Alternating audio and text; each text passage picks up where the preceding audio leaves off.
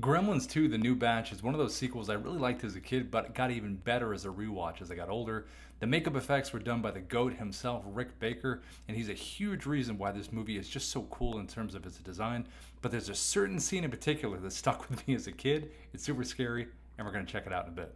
Now, this is the sequel to the original movie Gremlins, but instead of the small town of Kingston Falls, the story actually moves to big New York City. Billy Peltzer, played again by Zach Galligan, and again his girlfriend Kate, played by Phoebe Cates, now work in this massive Clamp Center, a really high-tech skyscraper owned by the really cool eccentric CEO Daniel Clamp, played by the awesome John Glover. He's hilarious in this, his line delivery, his optimism, his sincere desire to help people while also still being a businessman. He's got a great line that he always says, "I like the sound of that." Now, of course, the rules from their first movie still apply. Don't get them wet, don't feed them after midnight, but of course, all of this stuff goes sideways, rules get broken, and next thing you know, the gremlins are absolutely taking over the entire building.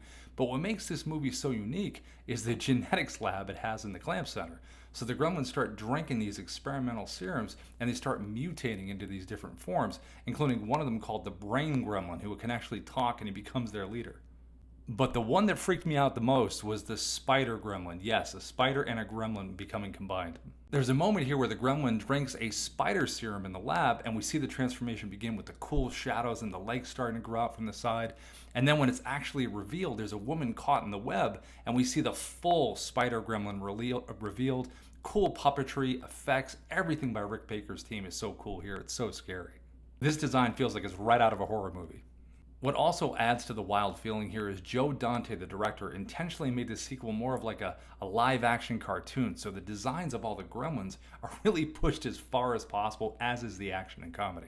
The whole movie is just super fun and creative and creepy and scary and hilarious. It's all those things all in one. So have you seen Gremlins 2, The New Batch? Did the spider gremlin freak you out, or was there another part of the gremlin movie here that you liked a lot better? Let me know, and I'll see you at the next one.